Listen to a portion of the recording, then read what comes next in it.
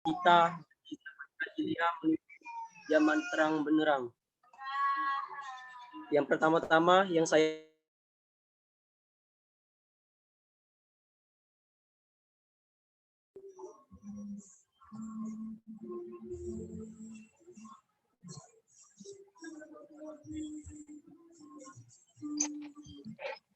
Halo, Kak Ali.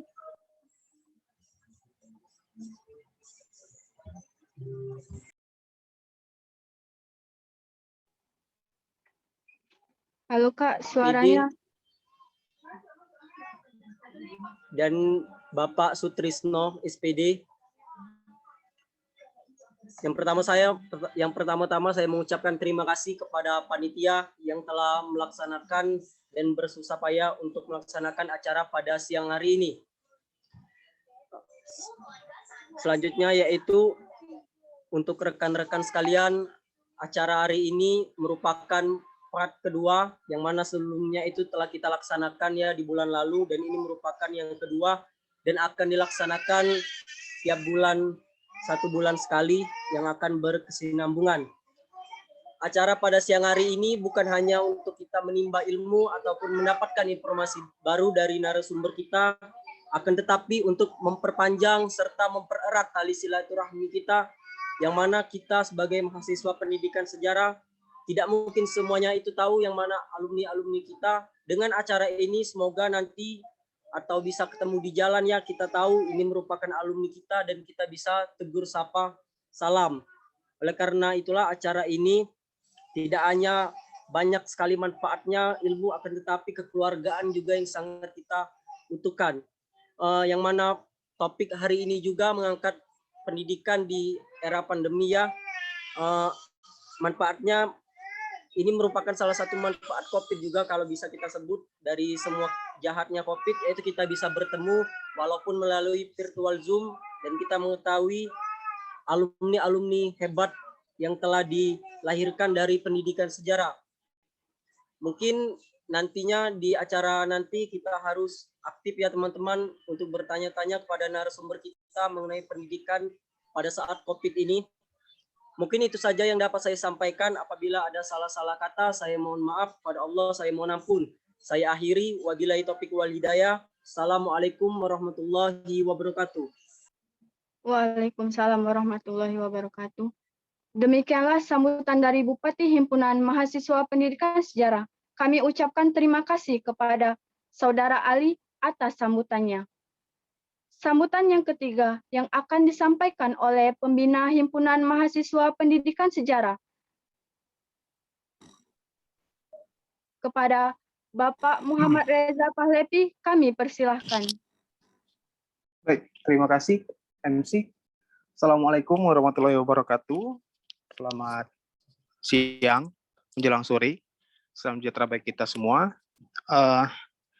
Alhamdulillah, marilah pertama-tama kita panjatkan kehadirat Allah Subhanahu wa Ta'ala, karena atas berkat dan rahmat-Nya lah kita dapat berkumpul di kegiatan kita pada siang hari ini. Lalu tak lupa kita sampaikan sholawat beserta salam kepada junjungan kita Nabi besar Muhammad SAW. Hari ini alhamdulillah kita dapat bertemu lagi di acara bincang-bincang alumni yang diadakan oleh Prodi bersinergi dengan Ikatan Alumni dan juga himpunan tentunya. Dan ini sudah kedua kalinya Bapak Ibu, alhamdulillah kita dapat menyelenggarakan kegiatan ini. Selain untuk silaturahmi, tentu juga acara ini ingin menarik manfaat mengenai berbagi pengalaman lah intinya dengan alumni-alumni kita yang sudah lulus dan berkarir di jalannya masing-masing. Nah, alhamdulillah hari ini kita sudah kedatangan 2 narasumber kita. Ada alumni kita, ada Pak Sutrisno dan Bu Puput. Ya, Pak Sutrisno ini angkatan 2000 kalau tidak salah, dan Ibu Puput ini alumni 2004. Apa kabar Pak Sutrisno dan Bu Puput? Alhamdulillah. Ya, semoga selalu sehat. Ya, amin. Salam kenal Pak. Ibu, saya Reza. Saya juga alumni angkatan 2010. Iya. Ya, alhamdulillah sekarang Iya, iya sekarang diamanahi untuk jadi pembina. Jadi ya sebisa mungkin memang untuk kegiatan-kegiatan himpunan ini kami akan melibatkan alumni intinya begitu. Jadi mohon kerjasamanya Bapak Ibu jika ke depan nanti akan ada banyak sekali permintaan-permintaan dari himpunan untuk ya menambah kompetensi mereka. Gitu. Sekadar pengetahuan rekan-rekan mahasiswa, Pak Tris ini sekarang bertugas di SMA Negeri 1 Rejang Lebong, Bengkulu ya. Sedangkan Ibu Puput bertugas di SMA LTI IGM Palembang gitu ya. Nah, kedua narasumber kita ini tentunya memiliki segudang pengalaman ya terkait kegiatan akademik di sekolah, yaitu sebagai seorang guru gitu ya. Pengalaman ini tentu memiliki peran yang sangat penting ya dalam mewujudkan profesionalitas seorang guru gitu ya. Mungkin adik-adik atau rekan-rekan bisa hafal lah di luar kepala ya mengenai berbagai macam teori belajar dan segala runutannya gitu ya. Tetapi ingat bahwa akan selalu ada gap ya antara teori dan realitas. Nah, disinilah pengalaman itu menjadi sesuatu yang penting ya. Makanya kita mengundang narasumber itu ya untuk berbagi pengalaman gitu ya. Nah, saya harap rekan-rekan mahasiswa nanti dapat ya berbincang-bincang lah mengenai pengalaman narasumber kita, bagaimana kondisi-kondisi di sekolah narasumber kita ya, apalagi di saat sekarang ini kan sedang dalam kondisi pandemik gitu ya, yang mengharuskan semua guru itu harus adaptif ya, harus menyesuaikan dengan perubahan gaya belajar dan lain sebagainya. Nah, ini yang harus kita coba belajar ya, bagaimana pengalaman alumni kita dalam menyesuaikan diri lah dengan kondisi saat ini. Silakan ikuti acara ini dengan sebaik mungkin, serap sebanyak mungkin ilmu yang bisa kalian dapat. Saya berharap perbincangan kita bersama Pak Tris dan Bu Puput nanti ini dapat menambah khazanah pengetahuan kita, terutama yang berkenaan dengan pendidikan di masa pandemi. Itu saja mungkin sambutan dari saya. Mohon maaf Bapak Ibu dan rekan-rekan semua, saya tidak bisa mengikuti acara dengan full karena memang saat ini sedang ada ujian di prodi kita. Jadi saya selaku host juga kebetulan, jadi harus standby sampai sore ini. Jadi masih ada 2 sesi dan Pak Adit juga masih bertugas. Tapi saya mengikuti acara ini Bapak Ibu, hanya saja mungkin tidak open cam. Ya, terima kasih Bapak Ibu dan rekan-rekan sekalian. Sekali lagi saya ucapkan terima kasih kepada Pak Sutrisno dan Bu Puput ya yang telah meluangkan waktunya untuk hadir di kegiatan kita pada siang menjelang sore hari ini. Itu saja dari saya. Terima kasih. Wassalamualaikum warahmatullahi wabarakatuh. Waalaikumsalam warahmatullahi wabarakatuh. Demikianlah sambutan dari pembina Himpunan Mahasiswa Pendidikan Sejarah. Kami ucapkan terima kasih kepada Bapak Muhammad Reza Pahlevi MPD atas sambutannya. Sambutan yang keempat akan disampaikan oleh Ketua Ikatan Alumni Pendidikan Sejarah yang pada saat ini diwakili oleh Bapak Aditya Rol Asmi MPD. Kepadanya kami persilahkan. Oke, terima kasih Saudari Siti Hilda. Bismillahirrahmanirrahim. Assalamualaikum warahmatullahi wabarakatuh. Waalaikumsalam. Selamat siang ya kepada semuanya. Alhamdulillah kita panjatkan puji dan syukur atas kehadiran Allah Subhanahu wa taala karena kita masih diberikan kesehatan. Dan kesehatan paling utama sampai saat ini. Jadi salam sehat untuk semuanya. Salawat serta salam kita tujukan kepada Nabi besar kita, Nabi Muhammad SAW, beserta para sahabat, pengikutnya hingga akhir zaman. Yang saya hormati Kak Sutrisno, SPD, Angkatan 2000, yang alumni kita bertugas di Rejang Lebong. Kemudian yang saya hormati Ibu Veralia Eka Putri, SPD, MPD juga ya, MPD, karena riwayatnya tahu gitu. yang bertugas di IGM, salah satu sekolah swasta ternama di Kota Palembang. dan yang saya hormati pembina Himates, Bapak Muhammad Reza Pahlevi, MPD, ada Pak Syarif juga, mungkin belum nongol Pak Syarifnya, yang sedang bertugas mungkin untuk sidang selaku koordinator program studi. Yang saya hormati Bupati dan Wakil Bupati, ada Alia Danona, dan yang saya hormati semua mahasiswa, termasuk juga panitia Himpunan Mahasiswa Program Studi Pendidikan Sejarah. Saya di sini merupakan wakil dari ketua, yang kebetulan ketuanya Andi Harikosuma, ibunya terkena COVID. Jadi kita doakan bersama-sama, semoga ibunda beliau bisa sembuh. Amin, ya robbal alamin. Dan juga ini menjadi perhatian untuk kita semua, rekan-rekan mahasiswa, kakak-kakak, dan ayu-ayu, kita tetap menjaga kesehatan, apalagi dalam masa kritis-kritis sekarang. Alhamdulillah, saya juga sudah alumni, Kak Sutrisna juga sudah alumni, semoga Mbak Puput jangan sampai jadi alumni. Kalau Jangan mau sampai, jadi Pak. alumni dalam, ya. Pak Bahaya. Reja juga udah nongol. Jangan, Kalau mau Pak. jadi alumni dalam keadaan siap gitu. Tapi kita nggak tahu ya, namanya musibah, siap nggak siap harus dihadapi. Kegiatan ini emang sudah sering dilakukan, baik periode Pak Reza atau periode yang sebelumnya, pada periodenya Pak Andi ataupun periode sebelumnya. Ini sangat membangun silaturahmi karena setiap angkatan itu paling saling mengenal sekitar 5 tahun.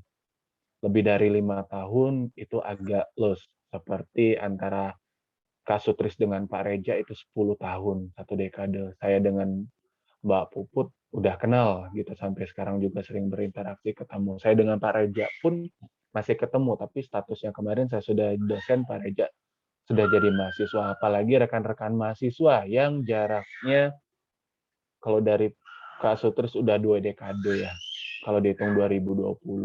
Karena jaraknya sangat jauh rekan-rekan, dan ingatlah, link itu, pekerjaan itu dibangun dari link. Kesuksesan itu dibangun dari link, dan semuanya apapun itu dibangun dari link. Karena ketika kalian ingin masukkan pekerjaan, orang yang pertama itu ada link. Itu yang dikatakan oleh orang dalam itu. Tapi orang dalam yang dimaksudnya adalah orang dalam yang berkualitas. Karena kita membawa nama, jeleknya enak. Kalau bagusnya alhamdulillah, jeleknya itu yang tidak enak. Maka dari itu, rekan-rekan mahasiswa, kita saling menghormati, silakan open camp, kecuali bagi yang terkendala kognitivitas atau terkendala dengan kuota. Ya, kita saling menghargain biar mukanya tahu yang mana. Kalau dari segi nama ataupun suara kita nggak tahu gitu. Itu yang sangat penting rekan-rekan mahasiswa untuk disadari. Galilah ilmu, apalagi dunia kalian yang ABK angkatan 2020 itu sudah dunia hitam, artinya belum pernah kami lihat secara nyatanya, fisiknya gitu. Ya, dari Zoom.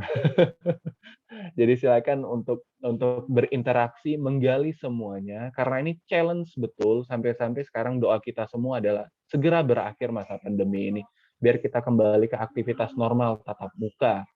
Karena dengan situasi seperti ini kita harus mengupgrade ilmu. Guru itu mengupgrade, dosen juga mengupgrade. Jadi kalau tidak upgrade, selesai. Dalam dunia pendidikan tidak bisa menggunakan kitab lama atau istilah orang kitab kuning, tidak bisa. Kecuali agama mungkin bisa. Itu harus dipahami betul. Kalau kata dosen tuh, dunia pendidikan itu adalah dunia hutan belantara. Setiap saat ada hewan liar yang berbeda-beda jenisnya.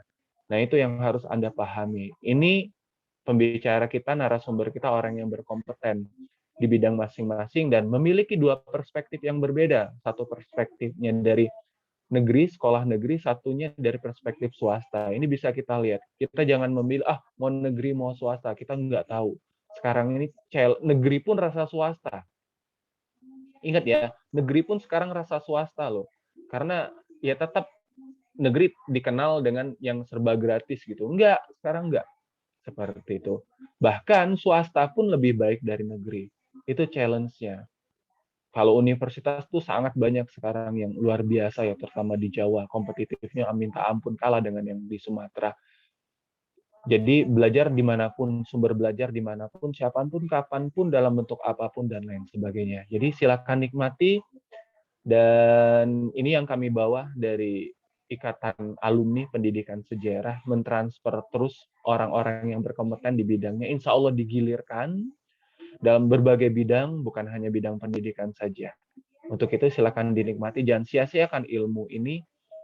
Kurang lebih saya mohon maaf, dan kepada Allah saya mohon ampun. Saya akhiri dengan ucapan wabillahi taufiq wal hidayah. Assalamualaikum warahmatullahi wabarakatuh. Waalaikumsalam warahmatullahi wabarakatuh. Kami ucapkan terima kasih kepada Bapak Aditya Rol Asmi MPD yang telah menyampaikan kata sambutannya. Sambutan yang terakhir yang akan disampaikan oleh Koordinator Program Studi Pendidikan Sejarah kepada Bapak Dr. Syarifuddin MPD, kami persilahkan.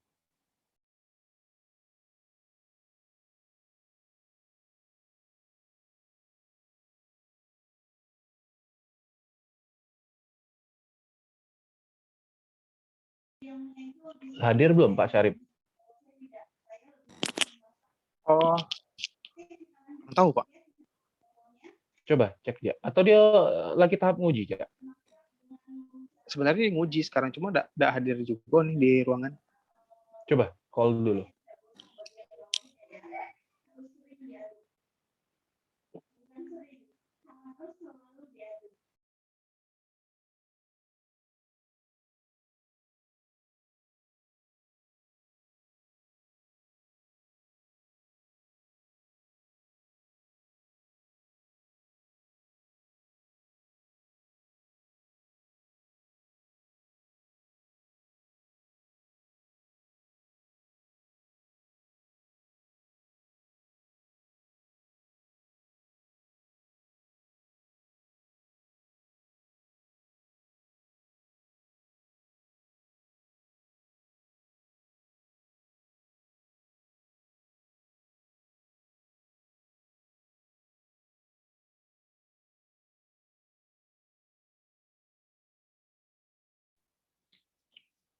Halo?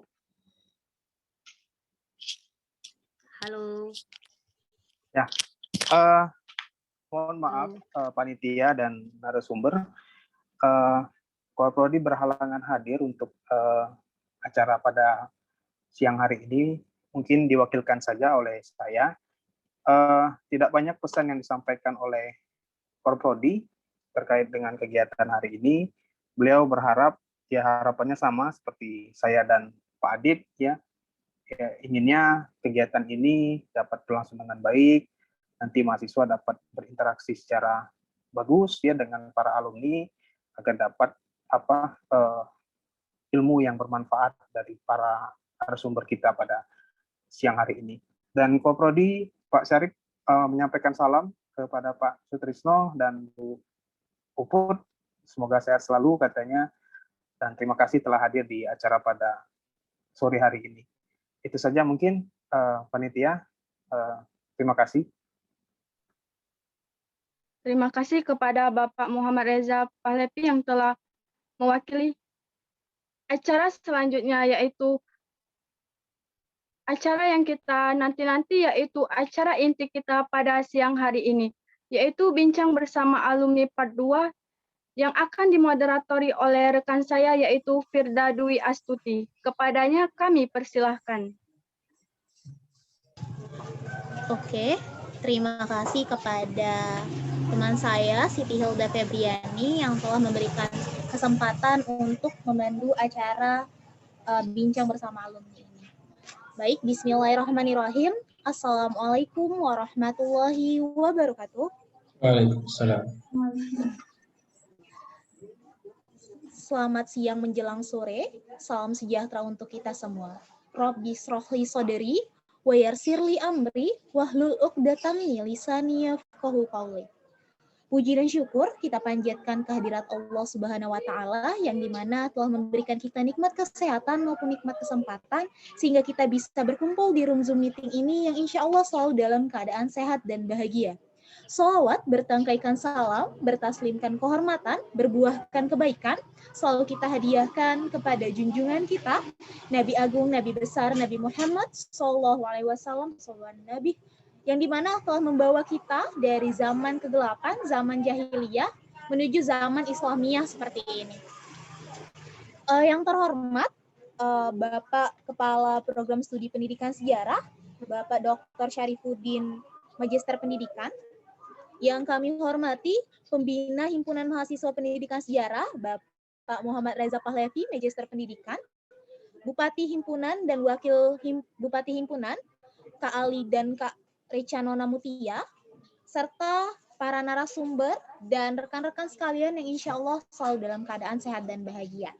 Saya, Firda Dwi Astuti, mengucapkan selamat datang di acara Bincang Bersama Alumni Himpunan Mahasiswa Pendidikan Sejarah Universitas Sriwijaya, Part 2, dengan tema kali ini yaitu kondisi pendidikan pada masa pandemi COVID-19. Nah, kurang lengkap kalau kita bahas masalah pendidikan jika tidak membawa subjek yang memang terjun langsung ke dalam dunia pendidikan tersebut. Marilah kita sambut yang pertama narasumber kita, yaitu Bapak Sutrisno, Sarjana Pendidikan, yang dimana lahir di Palembang tahun 1992. Beliau ini merupakan tenaga pengajar di SMA Negeri 1 Rejang Lebong sampai sekarang, dan banyak sekali pengalaman beliau ini dalam dunia mengajar seperti itu, baik dari SMA Sriwijaya Negara Palembang dari tahun 2004 sampai 2008, SMA Bina Bangsa Palembang dari tahun 2004 sampai 2006. Beliau juga pernah menjadi tenaga pengajar di bimbingan belajar Primagama, dan sekarang menetap di SMA Negeri 1 Rejang Lebong. Boleh disapa dulu Pak untuk audiensnya. Assalamualaikum warahmatullahi wabarakatuh. Terima kasih yang pertama atas nama pribadi saya ucapkan terima kasih kepada panitia, kepada Ikatan Alumni Pendidikan Sejarah, kepada Unsri selaku institusi induk yang membawai Ikatan Alumni. Salam kenal dari saya kepada semua rekan-rekan mahasiswa.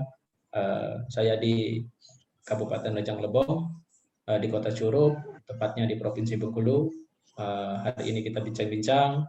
Mudah-mudahan apa yang kita lakukan hari ini bermanfaat baik bagi saya pribadi maupun bagi kita semua. Salam kenal dari saya. Salam kenal kembali Pak Sutrisno. Oke, langsung kita masuk ke narasumber kita yang kedua, yang sangat luar biasa hari ini, yaitu Ibu Feralia Eka Putri, Magister Pendidikan, yang dimana lahir di Palembang 25 Februari 1987. Beliau ini merupakan lulusan Strata 2 dari Fakultas Keguruan Ilmu Pendidikan, Program Studi Teknologi Pendidikan, Pasca Sarjana Universitas Sriwijaya Palembang.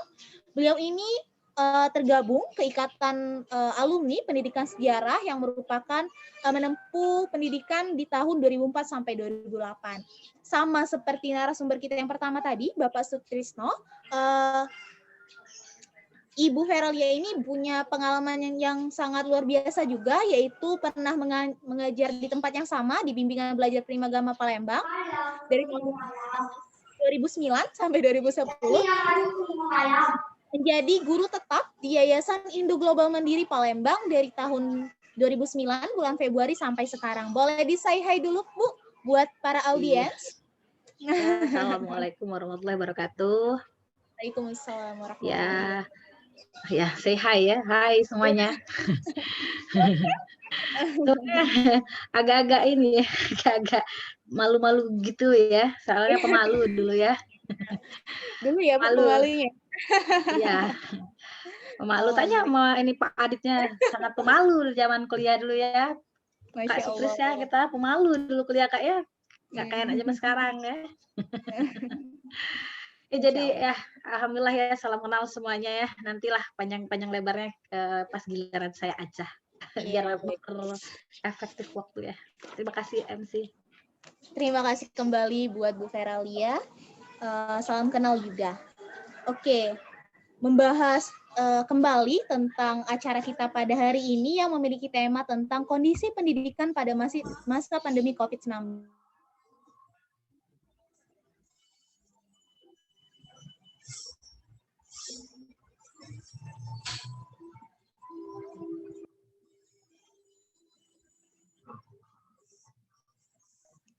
Oke, ngebak. Iya. Ini menarik ini. Ini salah satu nih nanti kita bahas ya. Hambatan, kendala, dan era Ini masalah pandemi. utamanya ini yuk. Iya. Jadi ini salah satunya. Tapi ini asli Mas Reza. Ya Kak Sutris, kalau sekarang apa ya? Ada anak-anak yang bergaya seperti ini deh ya. Kalau presentasi yang, Miss, dia nge-lag sendiri padahal nggak nge-lag. Jadi pas momen tanya jawab, Miss, gitu kan, dia gayanya kan ya, padahal dia nggak nge-lag gitu kan. Ya. Jadi 3 detik ya kita ke peserta lain gitu. Itu tren baru tuh nge-lag. Nge-lag sendiri. Ya, ngebak nge-lag ya. Dan ya itu ada bedanya tuh, ngebak nge-lag ya. Ya gitu deh pokoknya. Ya, gimana nih jadi Mas Reza? Kita mau nunggu MC atau gimana? Panitia, halo. Rica mungkin. Rica di take over dulu, Rica. Sementara nunggu Firda.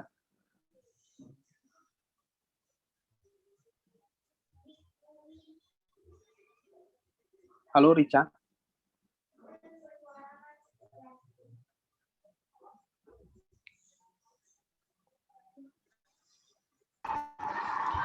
Halo Pak. Ya, bisa dihandle dulu, Rica. Dari Firdanya kita tunggu dulu untuk join. Jadi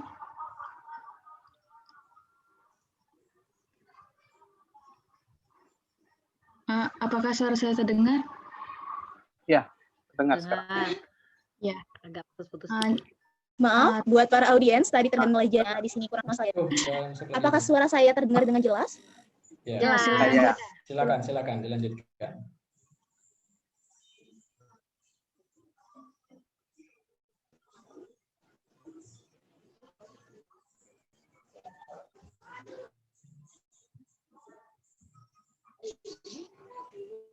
Tidak ada suara. Hilang suaranya. Iya.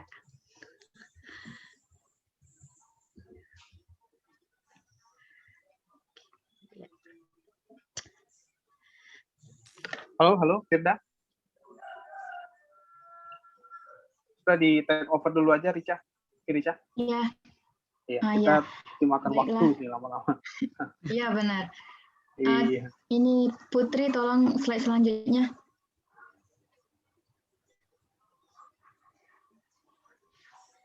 Maaf semuanya, apakah suara saya terdengar dengan jelas? Masuk lagi. Jelas. Iya, Mbak Firda. Firda ada lancar ya? Lumayan. Apa udah jelas suaranya? Ya, coba lanjut lagi. Jaringan di sini kurang stabil, jadi mohon maaf buat para audiens jika ada kendala seperti ini. Oke. Ya. Aduh, sampai mana tadi ya?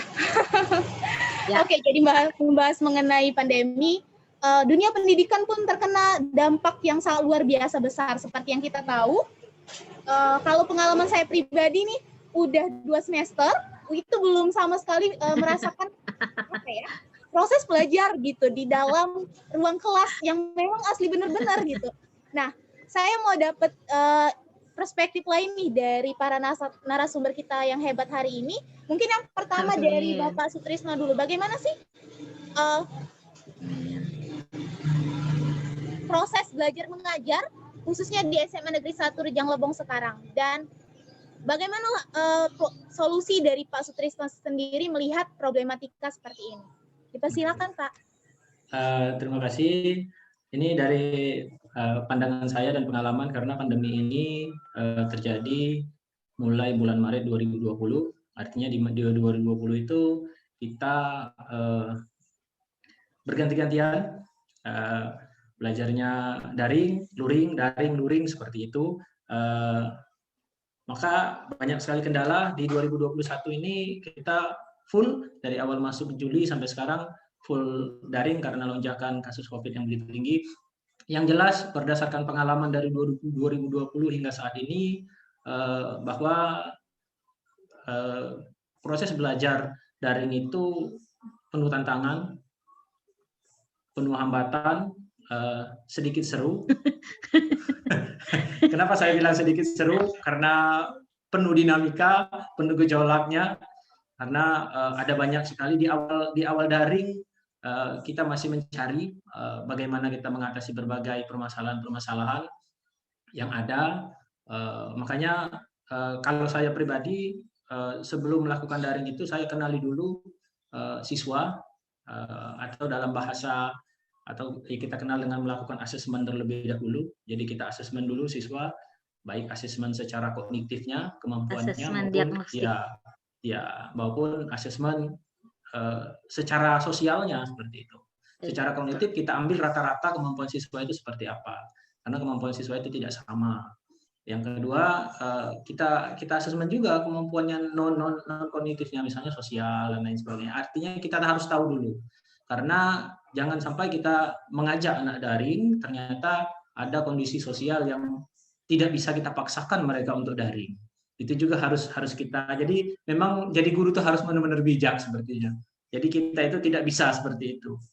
Mungkin berbeda kalau di dunia perkuliahan. Kalau di SMA ini berbeda.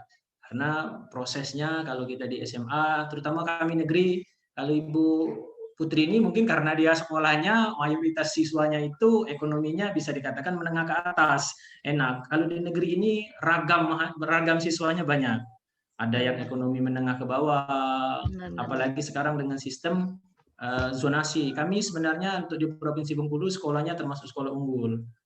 Tapi sejak sistem zonasi ini, maka ragam siswa rata-ratanya ekonominya ke atas semua. Sekarang ada yang ke atas, ada yang ke bawah. Maka kita harus melakukan pemetaan itu. Itu pengalaman yang kami rasakan. Maka setelah itu, maka baru kita tahu ini kenapa siswa ini tidak daring, kenapa siswa ini tidak hadir misalnya. Kalau saya selama proses daring itu ya bervariasi mengajarnya. Kadang menggunakan Google Classroom, kadang menggunakan Office 365, kadang Zoom meeting. Karena kalau kita Zoom juga, kami guru ini kadang-kadang masih memikirkan kantong siswanya. Zoom itu tentu saja memakan biaya yang cukup besar. Kalau kita Zoom terus, kasihan. Karena ekonominya kan berbeda-beda tadi. Nah, itu kendala-kendala. Maka kadang-kadang kita cukup di GCR saja, Google Classroom seperti itu. Itu yang dari saya. Sama Pak, seperti di Unsri juga sama, kita juga diarahkan sama rektor itu. Jadi satu semester itu Pak ya, maksimal 4 kali Zoom katanya. Itu maksimal katanya. Gitu.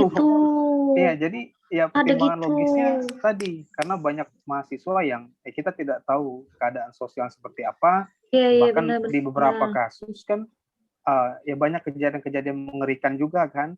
Ada mahasiswa yang harus menempuh jarak yang begitu jauh untuk dapat sinyal, sampai ujung-ujungnya ada tragedi apalah gitu. Jadi perhatian di Unsri juga. Jadi kami ya 4 kali maksimal Pak, saran rektor itu. Kalau saya mungkin sekitar itu juga. Saya sebelum PTS ya, ujian tengah semester biasanya saya paling tegak 2 kali. Nanti satu kali di awal pertemuan, satu kali setelah ujian beberapa KD nanti itu. Nanti setelah PTS sebelum PAS nanti biasanya saya di pertengahan 1 kali, menjelang PAS itu saya Zoom lagi 1 kali. Zoom yang terakhir itu mungkin satu untuk memberikan effort lebih, motivasi lebih kepada siswa agar dia siap menghadapi PAS.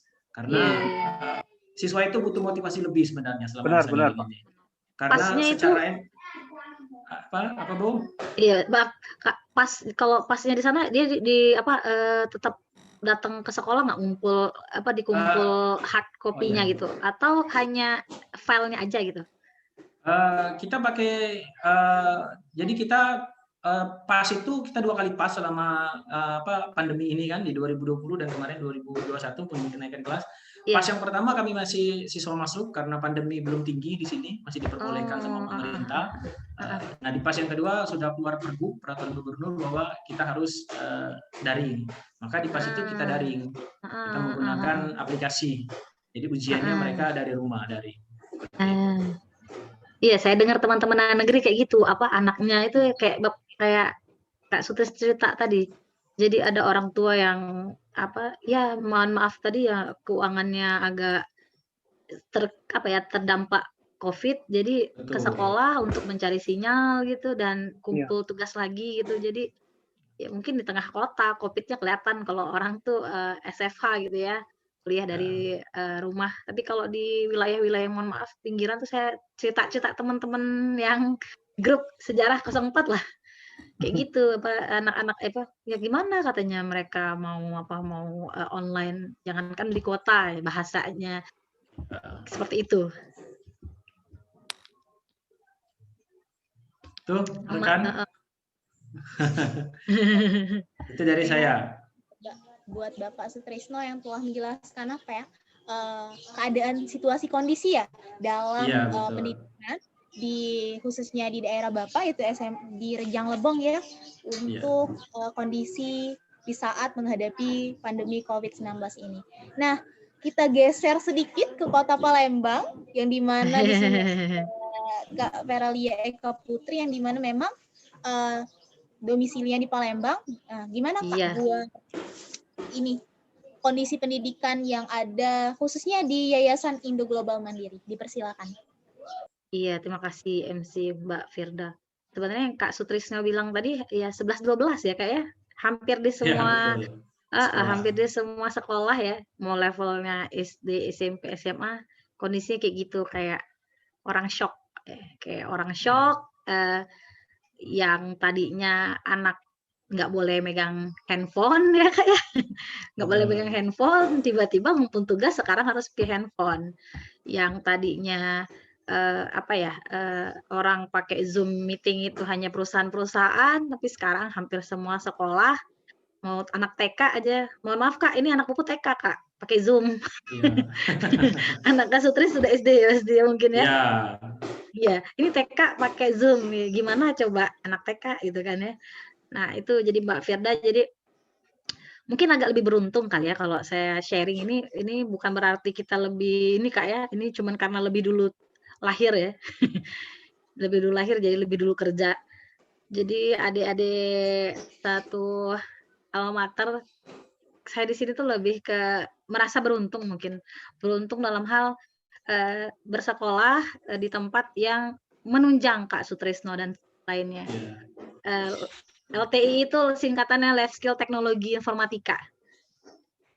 Iya, jadi ketika ada ombak ganas COVID ini, jadi sekolah kita tuh termasuk yang saya bisa katakan bukan ini ya, bukan jadi sombong-sombongan bukan, tapi bisa saya katakan well prepare Kak. Iya. Well prepare, karena memang jauh sebelum pandemi yang namanya WiFi itu menjadi fasilitas sekolah kita gitu kan ya, berstatus sebagai sekolah swasta yang dihadapkan dengan zona kayak bilang tadi, zona kami itu dekat SMA 17 gitu kan ya, jadi yang harus ada yang nilai jual lah sebagai sekolah swasta gitu kan ya. Jadi yang namanya WiFi itu ya hal yang lumrah. Jadi ketika ada kondisi pandemi, tim TI sekolahnya, aduh kalau turun ya ini ketahuan ini ABC anak saya layarnya, mohon maaf ya. Jadi guru-guru yang pertama dilakukan itu adalah mencari aplikasi apa gitu yang cocok dan yang mudah. Seperti Kak Sutris bilang, aplikasi yang paling mudah itu adalah Google Classroom ya. Ya betul, Google Classroom. Benar, Google Classroom. Jadi yang termudah dan gratis ya, saya pikir hampir semua sekolah di awal-awal 2020 Maret kalau tidak salah, benar Kak ya? Kita tuh langsung gercep pakai Google Classroom gitu. Nah, jadi Mbak Firda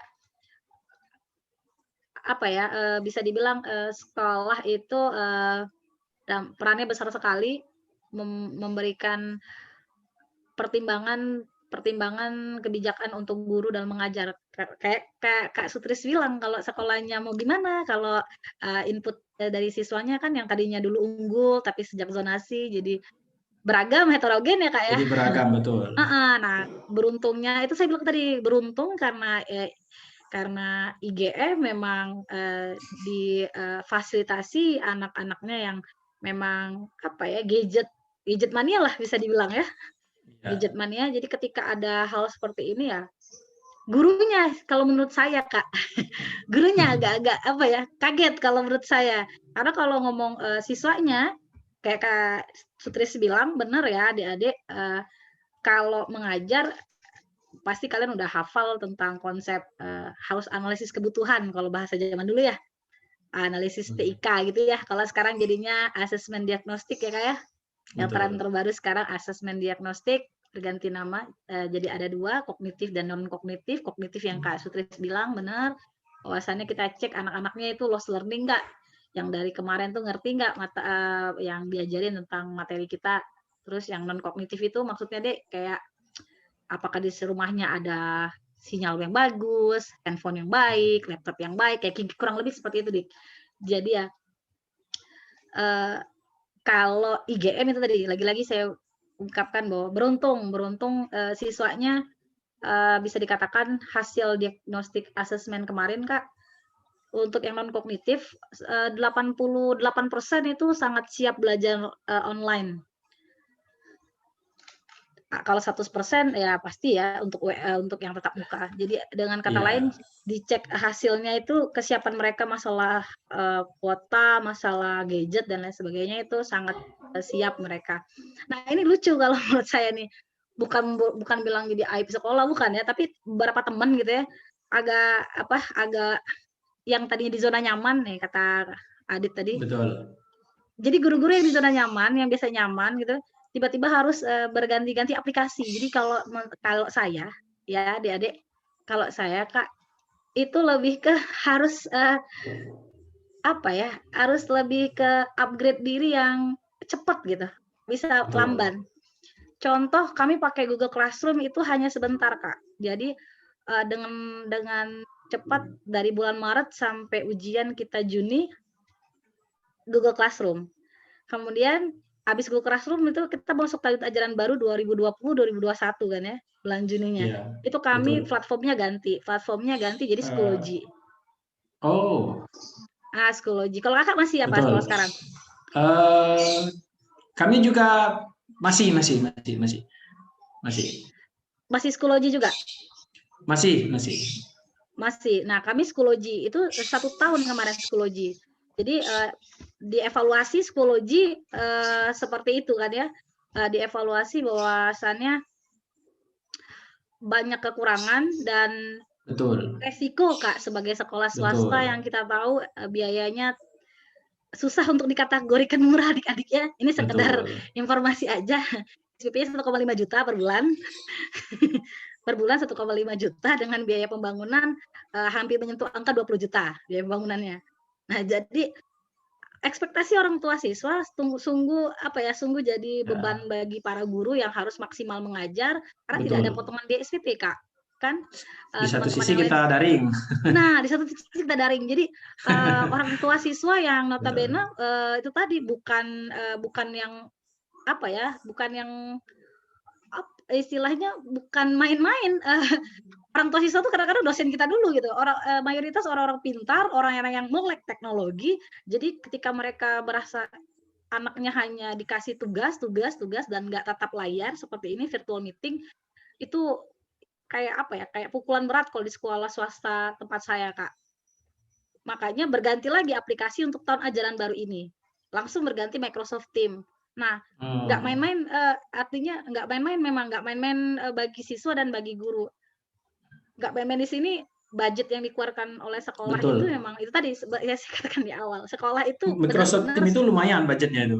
Iya, per akunnya berapa juta. Bayangkan. Jadi saking sekolah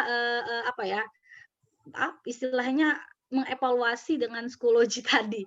Jadi adik-adik yang bisa saya sampaikan singkat adalah teknologi itu kayak ini ya, kayak kita sekarang apa-apa itu kalau sejarah ini nggak bisa lagi dikatakan sejarah itu pelajaran zaman batu, sejarah itu pelajaran catat nulis. Jadi yang bisa saya sampaikan adalah well prepare karena menurut beberapa jurnal yang saya baca, pandemi nggak pandemi, kondisi pendidikan nih 11-12 akan seperti ini gitu. Kalaupun kita tetap muka ya Kak ya, tetap hal yang kayak yang tadi ya udah kita lakukan itu akan apa ya, akan tetap terpakai gitu. Jadi kalau kalian nggak well prepare, jadi kalau ditanya well prepare seperti apa, ya upgrade diri. Kalau kalian tanya saya apa yang saya upgrade, jangan sampai kita jadi guru yang siswa lebih pintar. Contoh, kita minta siswa tugas literasi kayak ya. Kan sekarang lagi tren literasi tuh, karena kita nggak ada lagi yang namanya UN ya kayak AKM ya, kita AKM adik-adik semuanya kita tuh AKM, assessment kompetisi minimum ya kayak minimum, betul. Nggak ada lagi kita UN. Jadi pemerintah tuh lagi menggalakkan literasi numerasi. Nah, literasi numerasi ini kan kalau di sejarah kan kita nyuruh anak-anak untuk cari apa ya, kayak cari informasi gitu ya, cari informasi. Nah, biasanya untuk melihat mereka apakah mengerjakan sendiri atau tidak, saya lebih suka mereka untuk tulis tangan. Saya yakin kalian pun pernah diberi dosen tugas tulis tangan. Nah, jangan sampai, ini contoh deh, jangan sampai si siswa itu bukan tulis tangan, tapi pakai aplikasi yang seolah tulis tangan. Karena kan tugasnya di foto, di PDF. Betul. Jangan-jangan adik-adik kuliah ada yang kayak gitu tuh, dosennya ngasih tugas yang tulis tangan gitu ya, tapi karena dosennya nggak ngeh gitu ya, jadi nggak tahu Kak. Jadi nggak tahu kalau kita udah lagi dibolehin siswa, karena online ini Kak berasa nggak sih Kak, kalau siswa itu sebenarnya lebih pintar dari kita. Betul. Dalam artian mereka lebih jago teknologi. Sejarah bukan pelajaran eksak, sejarah bukan pelajaran sains yang butuh penjelasan guru dari mana pemfaktoran, seperti fisika yang harus ada tumbukan, atau seperti kimia reaksi redoks yang harus dikasih lihat. Sejarah tuh kayak baca buku Harry Potter 7 series tebal-tebal kelar gitu, iya kan? Artinya nggak perlu guru banget kasarnya. Jadi ya kalau adik-adik nggak upgrade diri, yang salah satunya adalah teknologi, ya udah gitu. Ya udah dilibas siswa, betul Kak. Jadi kalau saya bisa curhatnya gini, jangan sampai dikadalin siswa. Karena kita nggak bisa lihat originalitas siswa ketika mengumpul tugas, benar nggak sih? Betul. Paling susah kan Kak? Yang kalau pengalaman pribadi saya mengajar, makanya ya saya ingatkan betul dari awal, begitu kita awal ketemu sama siswa, biasanya saya kalau di awal belajar itu saya Zoom meeting dulu untuk melihat siswa kan, untuk melihat siswa.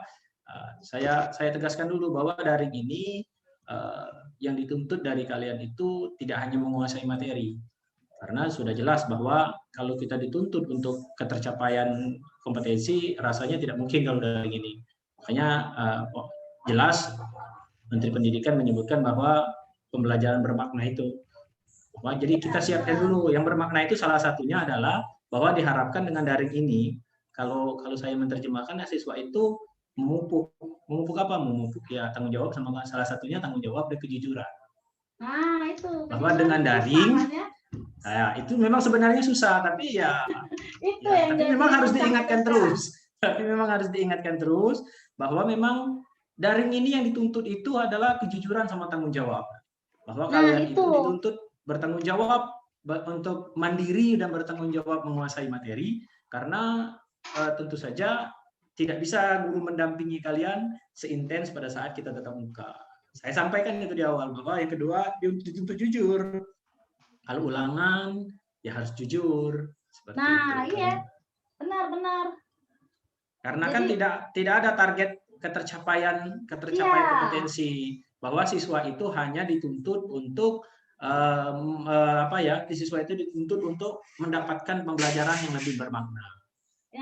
Jadi ya kalau saya menerjemahkannya seperti itu, karena kalau hanya sekedar menurut saya itu sih, kecuali kita bisa tatap muka dengan siswa, baru kita bisa dalam tanda kutip bisa kita sentuh satu-satu siswa itu lebih jauh secara emosional. Nah, kita daring ya agak sulit. Agak sulit. Itu salah satu kendalanya. Banget. Jadi apa ya, kalau saya di swasta ini Kak, anak-anaknya super jenius, dalam artian mereka bisa ngehack soal-soal yang kita kasih bahkan. Betul. Bahkan ada anak-anak yang bisa membuka kunci.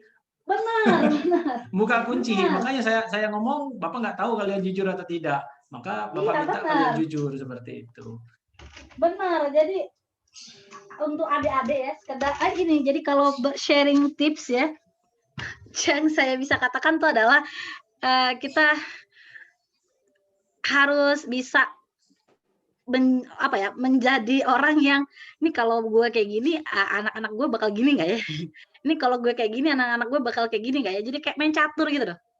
Karena kita nggak lihat siswanya, seperti Kak Firda bilang, 2 semester nggak ketemu dosennya, hanya tatap layar. Nah kayak gitu siswa. Jadi siswa tuh kadang-kadang udah udah dikasih soal beda Kak, ketika ujian. Soalnya beda per siswa. Iya, satu pakai laptop, satunya pakai handphone kan. Biar kita bedain ya.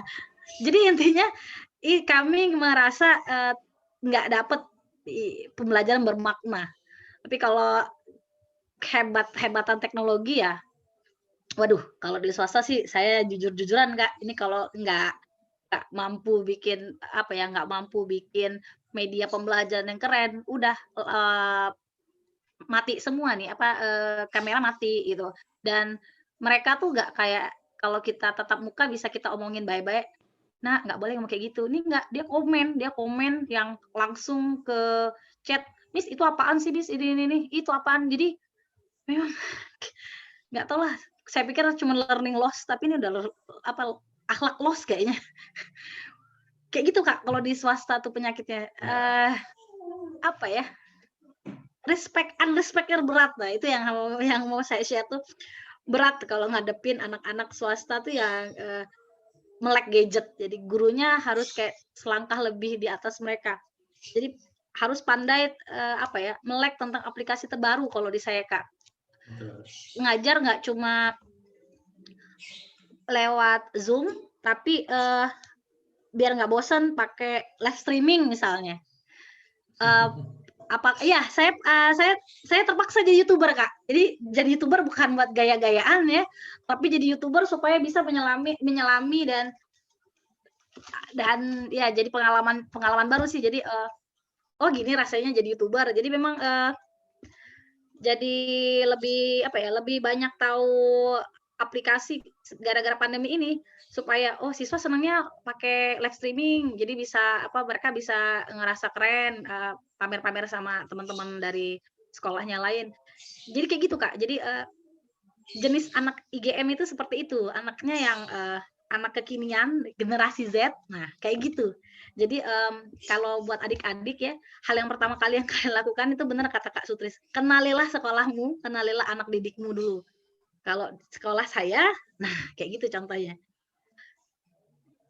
Kayak gitu. Itu baru saya dari segi siswa Kak ya. Kalau sharing dari segi beban kerja, ini yang saya bilang sama Adit. Ini Adit yang mau ngebedain saya sama Kak Sutrisno mungkin. Kalau di kami Kak bikin paket pembelajaran kayak, itu kayak bikin tesis Kak. Kalau ketahuan nyontek dari internet, kalau ketahuan plagiarisme ke sekolah lain, saya bisa dipanggil tuh. Jadi curhat ini. Kayak gitu Kak. Jadi benar-benar bikin paket pembelajaran ya sama wakil kepala sekolah bidang kurikulum itu harus benar-benar kita bikin sendiri. Jadi bikin media apa tuh sendiri. Jadi guru-guru IGM itu mayoritasnya membuat medianya sendiri Kak. Nggak haram sih maksudnya untuk ngedownload dari internet, tapi hampir mayoritas 50% lebih ya, mungkin 60 jangan-jangan itu bikin media sendiri Kak. Bikin sendiri, nggak boleh gurunya mutlak ngedownload, bisa panjang urusan. Kayak gitu ya adik-adik ya. Jadi emang kayaknya kalau saya bilang Kak, kalau boleh curhat, berat sebenarnya. Sampai ke iri sama teman yang lain gitu. Iri sama teman yang lain. RPP sudah kan banyak di internet. Wah enak nih dalam hati kan. Kalau kami nggak bisa kayak gitu. Iya, memang dalam Permendikbud itu kan disebutkan perubahan Permendikbud terkait dengan COVID itu memang sebenarnya untuk perangkat pembelajaran itu sifatnya fleksibel. Dalam Permendikbud kalau nggak salah 197 itu ya, bahwa ada opsi-opsi yang diberikan oleh Kementerian Pendidikan dalam untuk sekolah untuk mencetak atau menerbitkan membuat satu kurikulum pendidikan. Misalnya yang pertama tetap menggunakan kurikulum nasional, artinya tetap menggunakan kurikulum sebelum pandemi. Yang kedua membuat kurikulum sendiri, membuat kurikulum sendiri sesuai dengan kebutuhan sekolah. Atau yang ketiga menggunakan kurikulum perubahan selama masa pandemi yang dibuat oleh Kementerian Pendidikan. Kurikulum Maka darurat. mungkin sekolahnya Ibu Putri ini pimpinan yayasannya mungkin menginginkan pakai opsi yang kedua mungkin. Bahwa guru harus mandiri membuat sendiri seperti itu. Karena memang ada opsi-opsi yang harus seperti itu.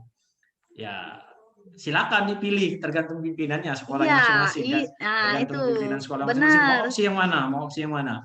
Kalau kami karena kita sekolah negeri ini tentu saja tekanan kan tidak begitu tinggi dibandingkan swasta, karena swasta ini kan mohon maaf mungkin apalagi yang sudah punya nama dia jual jasa dan dia dipercaya seperti itu, maka dia dituntut tinggi, harus mengeluarkan sebuah pembelajaran, sebuah produk pembelajaran itu memang tinggi. Sebenarnya ada sisi positifnya juga seperti itu, bahwa guru-guru dipacu untuk menguasai semua teknologi terbaru.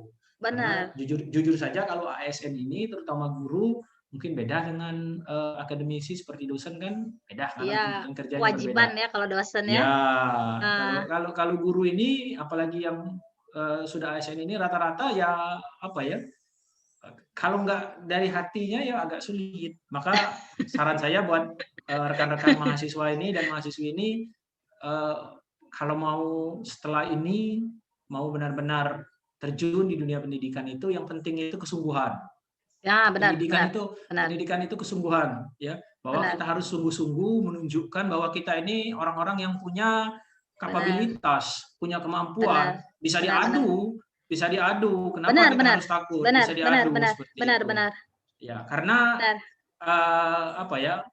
Kalau kita punya kemampuan, pasti kita terpakailah kalau bahasa saya. Pasti kita terpakai. Maka kalau kita tidak punya kemampuan, ya sulit. Maka ini setuju banget, Kak. Memang harus tertuju. Kalau saya dulu pengalaman begitu tamat 2004 itu, saya setelah yudisium, bahkan sebelum wisuda itu. Sebelum yudisium itu Bu Yunani dulu. Mungkin Bu Yunani. Bu Yunani itu langsung telepon saya. Tris, Ola ngajar. Sudah, Bu. Mau ngajar lagi enggak? Ya kalau masih tidak berbenturan waktunya silakan, Bu. Masuklah kau ke Sriwijaya Negara. Aku udah bawa mana Bu, lamaran belum siap. Karena dulu terus terang saja, karena kita saya ini nggak punya komputer, nggak punya laptop dulu. Zaman dulu sulit, emang kan? Belum, Kak. Sulit. Jadi mana Bu? Pokoknya datang temui Bu Evi guru ekonomi, nggak tahu Bu Evi, dosen ekonomi, dosen statistik kalau nggak salah dulu. Temui Bu Evi dulu kalau salah Bu Evi. Dari mana? Suruh saya ini Bu. Oh, itu masuk. Ya. Nah, makanya saya ngomong sama rekan-rekan mahasiswa ini, yang penting kalian selama perkuliahan ini tunjuk deh bahwa kalian memang orang-orang yang punya kemampuan seperti itu. Karena kalau kalian punya kemampuan seperti kata seperti kata Pak Adi tadi ya, kalau nggak salah, bahwa link itu akan terbentuk dengan sendirinya. Orang akan mengajak kita dengan sendirinya kalau kita punya kemampuan. Kemampuan. Maka kalau kita asah tuh. Di media kuliah ini kalian asah kemampuan kalian. Bahasa kerennya itu, Kak, kita personal branding. Iya.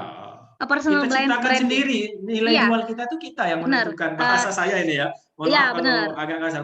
Nilai jual kita itu ya kita yang menentukan. Nilai jual, benar. Jadi benar adik-adik, jadi benar kata Kak Sutris itu nilai jual. Karena Puput, Kak, pernah di fase yang sampai sekarang mikir, nggak tahu loh, aku bisa tamat ya kuliah S2 karena Pak Adi tadi bilang kan ya, tahu nih ceritanya, dramanya di balik MPD-nya saya gitu kan ya.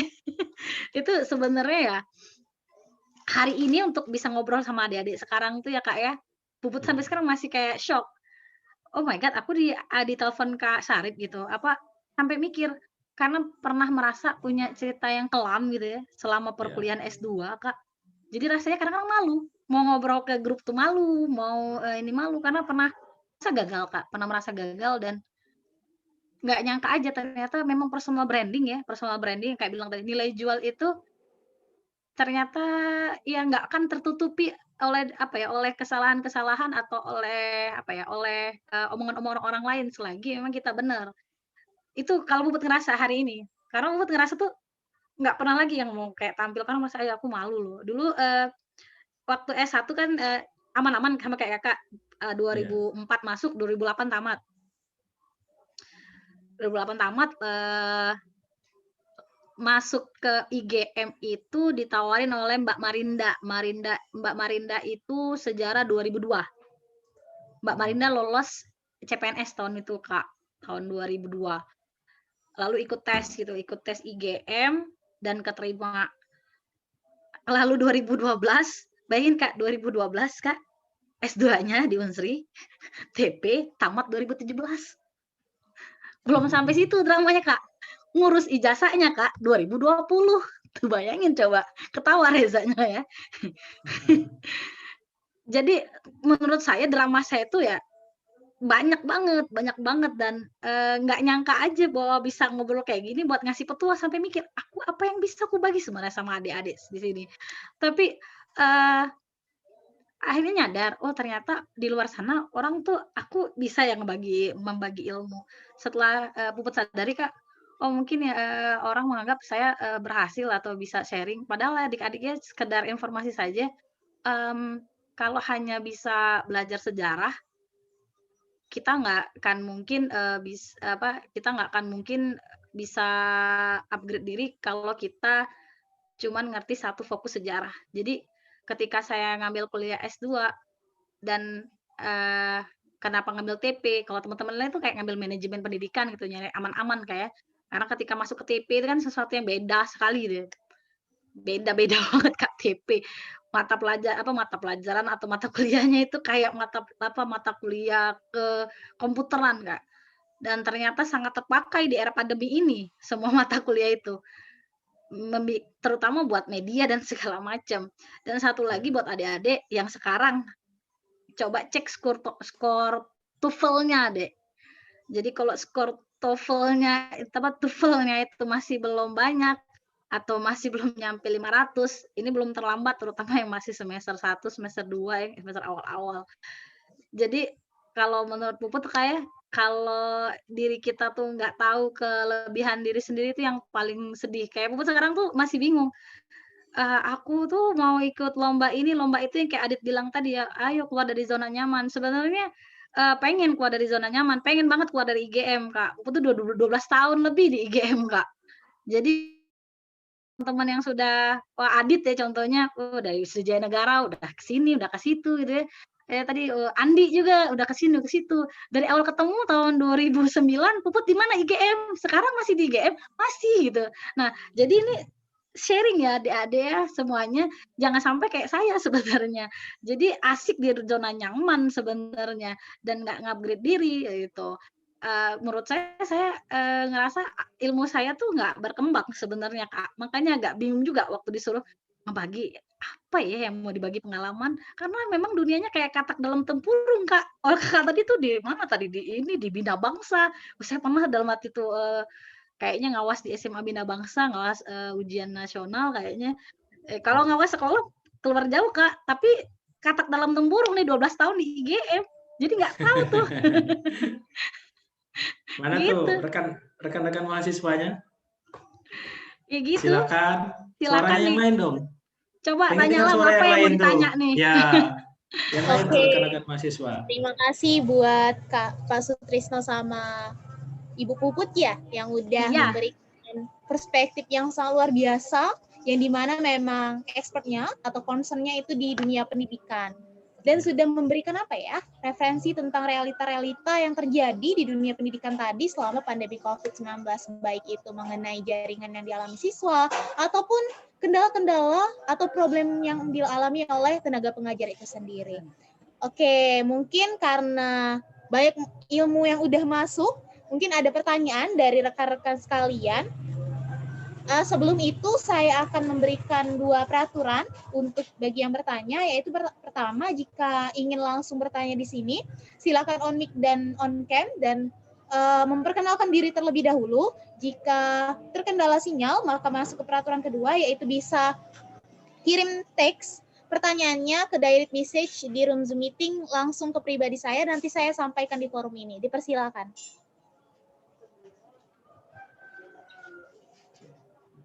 Bagi yang ingin bertanya, dipersilakan. Iya. Ya, dipersilakan buat Kak Putri. Sebelum itu saya ingin perkenalan dulu. Nama saya Putri Mardiana dari angkatan 2019. Nah, di sini pembahasan dari Pak Sustristo dan juga Ibu Putri ini sangat menarik sekali karena membahas mengenai apa yang kendala-kendala yang sedang kita rasakan. Sebagai mahasiswa juga saya merasakan kendala. Salah satunya itu adalah sinyal. Nah, dan itu merupakan satu hal yang sangat fatal jika sinyal itu hilang. Gitu. Untuk itu saya ingin bertanya terkait dengan terkait dengan siswa yang ada di sekolah.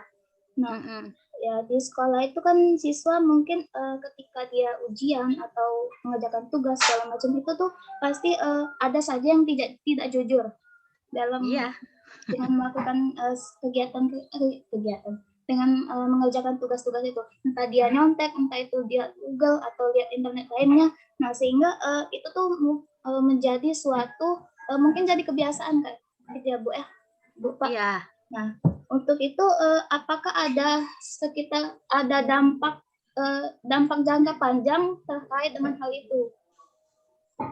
Mungkin itu pertanyaan saya, dan selanjutnya itu adalah kita kan sebagai calon guru kan harus memiliki skill lain selain dengan prodi yang kita miliki, yaitu sejarah kan. Nah, selain kita menguasai sejarah, kita harus juga memiliki soft skill lain. Nah, untuk itu saya ingin bertanya kepada Bu Feralia dan juga Pak Sutrisno, rekomendasi apa saja soft skill yang harus dikuasai oleh kami sebagai mahasiswa yang bisa dipelajari secara otodidak maupun secara mungkin les atau gimana. Terima kasih Bu. Dan juga Pak Sutrisno. Oke, terima kasih kembali buat Kak Putri yang telah bertanya. Senior. Senior dulu. Kita langsung jawab aja dulu ya, Bu. Nah, itu contohnya. Mungkin langsung dijawab. Silakan. Ya, Ibu Putri dulu nggak apa-apa, silakan. Waduh. Ya. Iya, kalau yang saya simak yang pertama itu bagaimana kalau kendala jaringan ya. Ini contoh yang paling lazim dan paling nyata gitu ya. Terus gara-gara jaringan, apakah anak itu bisa jujur atau nggak jujur? Tadi baru kita bahas kayak itu yang paling sulit yang kita dapatkan, pembelajaran bermakna Kak ya. Apakah dia bisa jujur dan nggak jujur dan apa dampaknya. Nah, itu yang sampai detik ini yang kita masih jadi apa ya, nggak kayak apa dikatakan punya jalan keluar ya, sampai detik ini jalan keluarnya samar. Kalau saya mengkondisikan siswa yang sudah terindikasi pernah melakukan plagiarisme ya, atau tugasnya mencontek misalnya, lebih ke ini pendekatan persuasif sih, biasanya saya tanya dulu, ini tugas ditanya dulu biasanya ke siswanya, kontak entah WA lah, entah telepon, seperti itu biasanya sih ngobrol langsung biasanya, persuasif saya dekati dulu, pendekatannya seperti itu biasanya Mbak Putri, biasanya seperti itu. Terus melihat respon dia, kalau dia jujur, iya nih tugasnya nyontek, Miss. Oh ya, kalau di sekolah saya tuh panggilannya Miss, meskipun udah menikah dan beranak 2 ini panggilannya Miss Kak, bukan Mem. Bukan, iya kalau di IGM manggilnya Miss terus pokoknya, muda terus. Jadi biasanya anaknya jujur, biasanya kebanyakan jujur kalau udah pendekatannya persuasif. Karena ya kita kan muslim ya, kita diajarkan bagaimana cara menasehati dalam Islam, bahwasannya menasehati itu dalam diam, artinya nggak depan umum. Biasanya kalau ada depan umum nggak nasehatin, itu artinya mempermalukan. Jadi biasanya saya persuasif, saya WA, ngomong langsung sama dia, dan saya katakan bahwa tugasnya, saya tanya dulu, ini tugasnya bikin sendiri atau enggak. Biasanya anak kalau sudah kayak gitu, kebanyakan kayak dengan saya, Kak, langsung jujur biasanya. Iya, Miss, tugasnya nyontek sama si ini. Oke, nyontek. Kenapa? Ditanya alasannya dulu, Dan lalu kalau sudah seperti itu ya, harapannya ya Mas, itu tadi nggak menduplikasi lagi, tapi itu tadi kayak nggak bisa ada jaminan bahwasannya dia tidak akan mengulangi Mbak Betul. Putri. Kita cuma bisa ya ikhtiar seperti itu, dan ya nggak bisa, nggak tahu kalau Kak Sutris untuk yang itu gimana lah coba. Nggak bisa garansi. Oke, silakan itu dulu satu-satu deh. Putri Iya, dulu nanti ya. iya, Kedua dulu, itu yang kalau kedua dulu. Nanti itu giliran saya. kalau kendala bagaimana dampaknya itu kalau saya tuh persuasif, lebih ke pendekatan persuasif tuh Mbak Putri. Terus yang kedua soft skill seperti apa? Ini tuh yang saya bilang tadi, personal branding itu kan tercipta ketika kita memiliki banyak skill, ketika kita memiliki banyak kemampuan. Saya menyadari bahwa saya banyak kekurangan. Ketika saya menyadari saya banyak kekurangan, di situ kata teman saya katanya, sebenarnya ketika kau nyadar kau banyak kekurangan, Put, itu sebenarnya kau tuh sudah hebat katanya. Oh, kok hebat? Saya bilang gitu kan. Saya punya teman yang orang hebat lah istilahnya. Dia ngasih tahu kau tuh sebenarnya bagus, sudah tahu kekuranganmu. Yang susah itu kalau kau nggak tahu kekuranganmu. Menurutmu kekuranganmu tuh apa? Apa ya kekuranganku ini. Nah coba nggak cuman kau omongin kekuranganmu tuh, coba kau tulis. Akhirnya saya tulis kekurangan saya apa. Oh, kekurangan saya kurang mampu menjelaskan dengan bahasa yang tertata kronologis. Susah Kak kalau ngomong, kalau ngajar tuh kemana-mana, apa bawaan ibu ya. Iya. Kekuranganku itu saya bilang, kekuranganku itu. Kekurangan kedua adalah saya terlalu berapi-api, saya emosional, kalau baca dikit kesel, kalau baca ini dikit sedih. Oh, apalagi kekuranganmu. Nah, kekuranganmu itu Put kamu tulis. Nah, mungkin saya bisa share ke adik-adik di sini. Jadi menurut saya soft skill yang pertama kali dimiliki itu adalah tahu dulu kekurangan diri. Aku bisa bahasa Inggris nggak sih? Jawab sendiri dalam hati. Ditulis, ternyata nggak cuma diomongin, karena manusia itu makhluk visual dan audio ya. Jadi dicatat dan ditulis. Akhirnya saya tulis. Zaman dulu bener Kak, komputer segala macam kan dikit Kak, mahal ya Kak ya. Jadi kan tulis tangan, pakai karton Kak ya, tempel di kamar. Aku tidak bisa bahasa Inggris fluently gitu ya. Padahal aku tahu nanti ke depan semua ranah perusahaan, semua dunia kerja akan meminta skor TOEFL-mu gitu. Jadi karena saya tahu saat itu saya nggak bisa bahasa Inggris, maka saya ikut les bahasa Inggris Kak. Alhamdulillah Puput lulusan LIA tahun 2009. So I can speak English fluently gitu. Salah satu yang melancarkan saya masuk LTGM karena dulu lagi tren-trennya sekolah rintisan internasional Kak. Guru tuh ngajar pakai bahasa Inggris Kak, IGM. Horor ya. Belajar sejarah pakai bahasa Indonesia aja udah horor. Apalagi we explain history, geographic, all about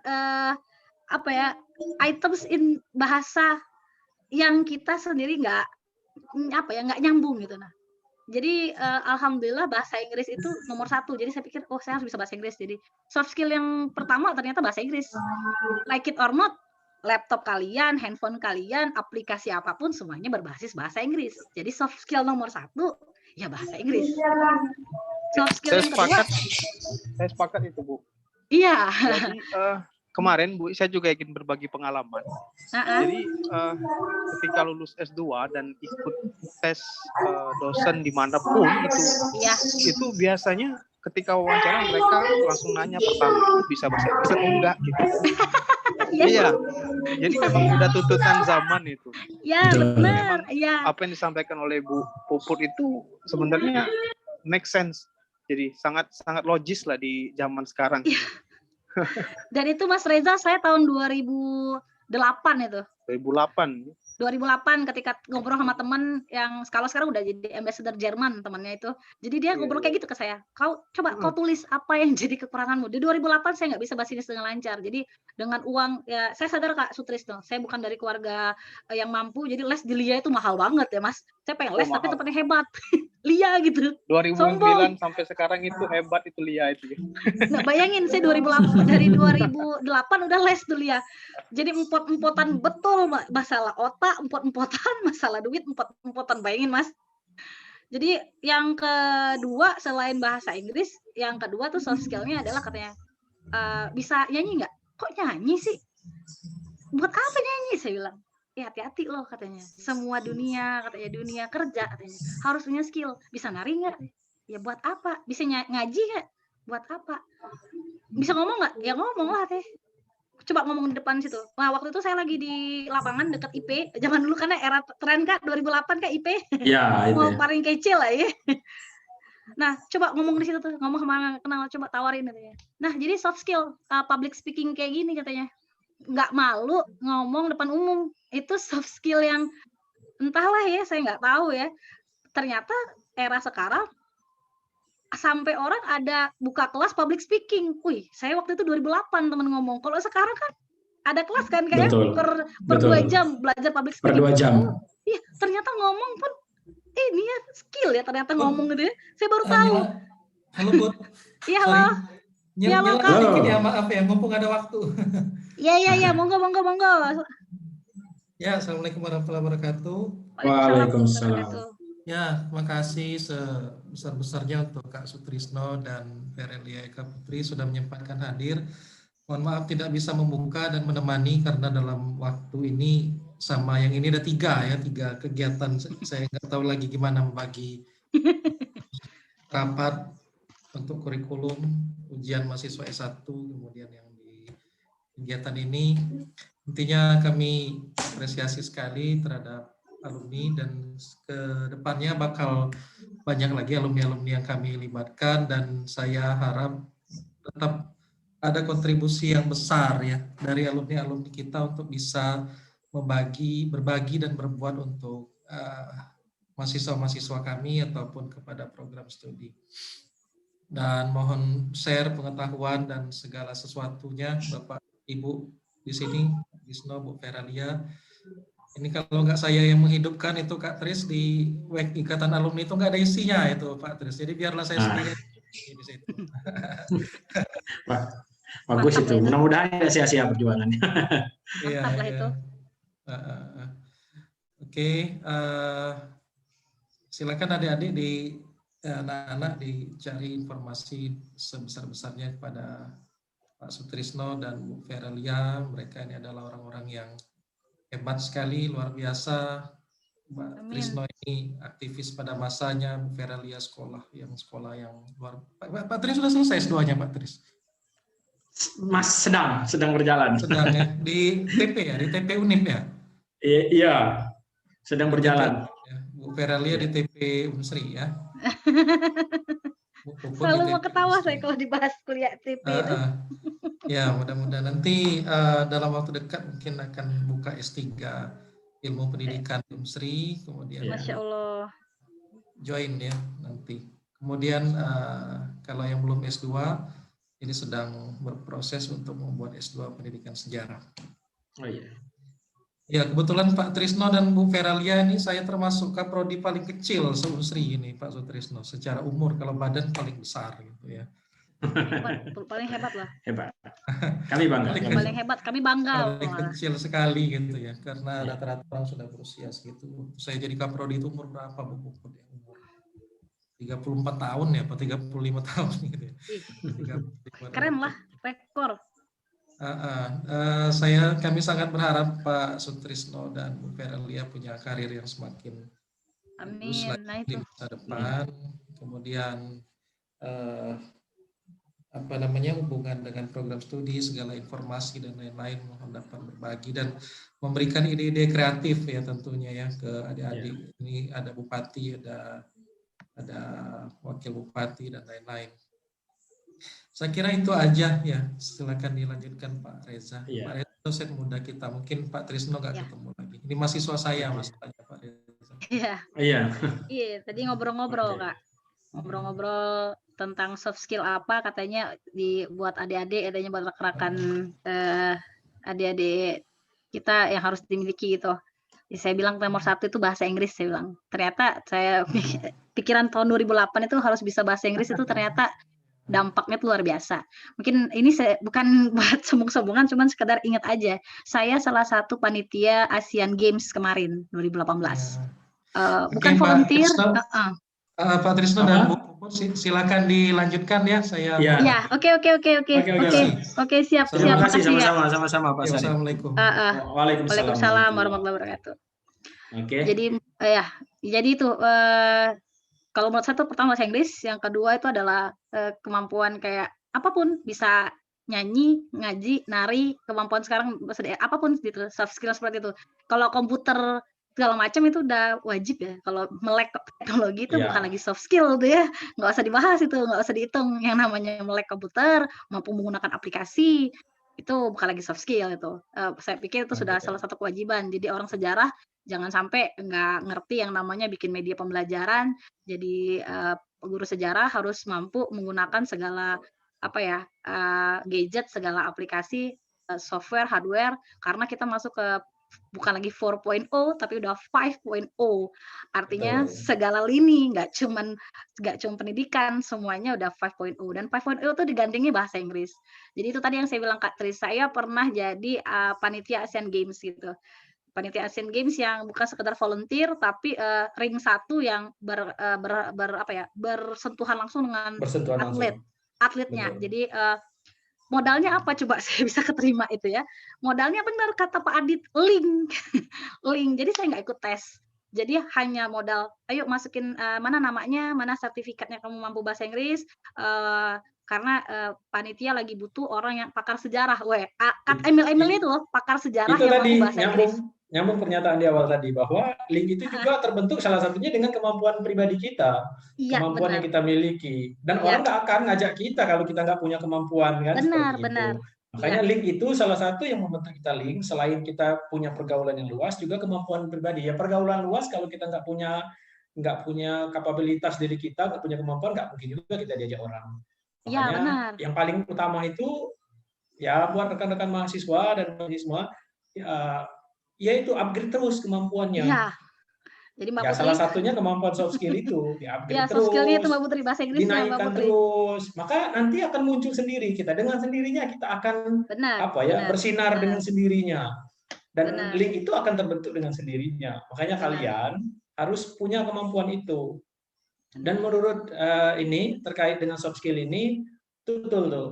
Ya ada bahasa Inggris, ada kemampuan kita dalam public speaking, berbicara, dan untuk sampai ke situ yang paling penting itu adalah kalian membuka dulu, open your mind. Ini dibuka dulu nih. Maka salah satu kendala kita ya manusia ini kita mohon maaf kalau ada yang non muslim ya rekan-rekan mahasiswa, kalau dalam Islam itu salah satu yang menaklukkan manusia itu terjerumus ke dalam lembah kebodohan itu adalah kesombongan. Maka kalau kita sombong, merasa diri kita paling tinggi, maka kita nggak akan terbuka tuh pikiran kita. Kita harus membuka dulu diri kita, membuka diri kita untuk menerima hal-hal baru. Semua saran, semua itu dibuka. Itu nanti mudah-mudahan itu akan lambat laun seiring berjalannya nanti kita akan terbentuk sendiri karakter, termasuk juga soft skill-nya akan terbentuk. Maka kalian kuliah di jurusan sejarah, tapi ayo buka diri kalian. Buka diri kalian, buka pandangan kalian, buka cakrawala kalian, bahwa kalian itu adalah tidak hanya mahasiswa sejarah, tapi juga orang-orang yang nanti juga terjun bekerja, orang-orang yang nantinya bekerja profesional. Belum tentu kalian nanti bekerja sebagai tenaga pendidik, tapi kalian adalah orang-orang yang bisa bekerja secara profesional. Itu yang penting. Profesionalisme dirinya itu yang perlu kalian kembangkan, karena belum tentu. Kalau saya mengajar, saya selalu ngomong sama siswa saya bahwa Bapak mengajar kalian nanti taman SMA belum tentu ada yang ngambil jurusan sejarah. Ya, kalau kalian bisa mencapai nilai sejarah itu perfect, itu bagus. Tapi yang paling penting sama Bapak itu, kalian itu adalah belajar sungguh-sungguh. Karena poin penting dalam belajar itu bukan pencapaian hasil 100, 95, tapi adalah kesungguhan. Ya, bisa jadi buah kesungguhan itu tidak berbentuk nilai nanti. Setelah tamat sekolah, kalian akan mendapatkan buah itu. Karena kalau kalian sudah biasa mengerjakan sesuatu dengan kesungguhan, dengan penuh tanggung jawab, mudah-mudahan deh kalian jadi orang yang profesional. Tidak harus bergerak di bidang sejarah. Maka jadi punya standar ya. Iya, maka rekan-rekan standar diri sendiri. Rekan-rekan mahasiswa dan mahasiswi ini, ayo deh buka pandangannya ya. Buat dalam dirinya itu, tanamkan dalam dirinya itu apapun pekerjaan yang akan kita lakukan itu harus kita selesaikan, harus kita pertanggungjawabkan. Kalau masalah hasil itu kan perspektif orang menilai nanti. Ada yang menilainya baik, ada yang menilainya buruk, tapi kita mengerjakannya dengan sungguh-sungguh. Karena kesungguhan itu akan muncul. Orang tahu kita mengerjakannya seperti apa, sungguh-sungguh atau tidak. Maka kalian masih muda nih, masih sangat-sangat muda. Ya. Itu di sejarah itu banyak itu murid saya itu. Iya. Di sejarah Unsri itu banyak itu. Ada angkatan 2015, ya ada Allah. angkatan 2019, Wow. ada angkatan 2014. Iya, Baru tamat iya. itu sudah jadi guru. Itu Keren. sejarah semua, ngambil sejarah semua. Yes. Katanya Berarti cita-citanya mau terinspirasi jadi lah Pak itu. Terinspirasi jadi lah Pak itu. Trisno. Di 2019 itu ada murid saya ini. Di Ya Allah, 2014 keren. 2014 ada itu. Kemarin Pak Keren. Sari jalan-jalan ke Curug itu ngajak murid saya, diteleponnya, Pak Tris, ada Pak Sari mau ketemu Pak Tris, seperti itu kan, temu. Maka Keren. Maka kalian harus menanamkan itu, ya. Itu buat mahasiswa kalian, Iya. harus Soft skill. benar-benar itu. Tahu dulu, tahu kekurangan diri Ya. dulu. Tahu kekurangan diri, sih aku nih kurangnya apa gitu ya. Kekuranganku apa dulu lah. Tahu dulu. Ditulis. Jangan cuma diomong, karena ketika ditulis ingat jadi kan ya. Memorinya lebih ditulis. Kalau metodenya ya bisa beragam, ada yang ditulis, metodenya yang jelas ya itu tadi. Kalian harus tetap menggali potensi yang kalian punya, tidak hanya potensi di bidang pakai ini nggak sekarang kayak nggak tahu nih Mas Reza, pakai kalau sekarang S1 ada skor TOEFL nggak ya? Ada. Kalau tadi Mas Reza kan bilang skor TOEFL untuk dosen ya. Kalau kita kan kakak ambil S7 kan kak harus skor TOEFL-nya harus 450 ya kak. Kalau nggak lulus di awal nanti pas sebelum ujian sidang kan harus bener kan kak? Betul. Bener kan? Iya. Alhamdulillah kalau saya kemarin dari awal tes TOEFL udah lulus, jadi alhamdulillah ongkang kaki nggak ikut. Nah kayak beberapa temen yang ikut tes S2-nya kan skor TOEFL-nya nggak sampai 450, jadi harus ngambil kelas dulu. Artinya harus nambah budget lagi kan ya? Ngambil kelas itu, kelas TOEFL supaya lulus 1.500.000, bener nggak kak? Betul. Bener kan ya? Nah ini mumpung belum terlambat ya, masih awal, jadi ya namanya bahasa Inggris tuh kayak apa ya? Bahasa Inggris tuh sekarang kayak ngobrol biasa gitu, harus bisa gitu. Jadi jangan sampai jadi guru sejarah itu yang cuman karena kesannya kak guru sejarah itu jadul, betul nggak sih kak? Betul. Kesannya guru sejarah jadul ya. Kesannya guru sejarah tuh nggak up to date tentang bahasa Inggris dan nggak up to date tentang teknologi. Jadi ya harusnya guru sejarah itu ya up to date. Kalau yang namanya gadget yang harus apa ya? Jangan malu sama siswanya. Jadi kalau siswanya kelihatan lebih pintar, nanya itu gimana nak bikinnya? Itu jangan gengsi kalau menurut saya sih. Jadi soft skill itu tadi jangan sombong. Jangan sombong, benar. Jangan sombong, jangan gengsi. Kalau kita sudah dalam belajar itu nggak boleh sombong. Iya, kalau sudah sombong gengsi, itu udah itu. Kalau sudah sombong itu sudah menutup diri kita akan hal-hal baru, ilmu baru. Benar. Yang kita satu sisi kita tahu, ada hal yang tidak kita tahu. Apa salahnya kita benar, yang lebih berbagi. Kecil, lebih junior ya. Makanya itu nanti akan tercipta dengan sendirinya soft skill kalian. Kalau kalian membuka diri kalian dalam belajar. Ya. Benar. Apa kalian mahasiswa nanti tanya sama anak SMA kalau dia lebih mahir ya nggak jadi masalah. Dari siapapun, dimanapun, kapanpun, asal itu ilmu. Benar. Ya itulah kurang lebih ya. Jadi kalau dirangkum apa Mbak Firda MC nomor 1 kalau menurut kami bahasa Inggris, nomor 2 adalah soft skill-nya ya entah public speaking, entah itu apa ya, dan yang pasti teknologi pasti. Soft skill-nya menurut saya 3 itu menurut saya. Oke, terima kasih buat Pak Sutrisno dan Ibu Puput yang udah menjawab pertanyaan dari Kak Putri Mediana tadi. Oke, langsung saja kita ke pertanyaan yang kedua yang diajukan oleh Kak Nadia Putrisya. Perkenalkan, nama saya Nadia Putrisya, izin bertanya.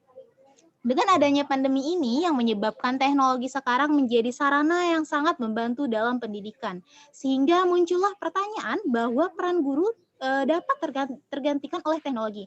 Nah, dalam menanggapi isu tersebut, bagaimana tanggapan dari Pak Sutrisno dan Ibu Puput?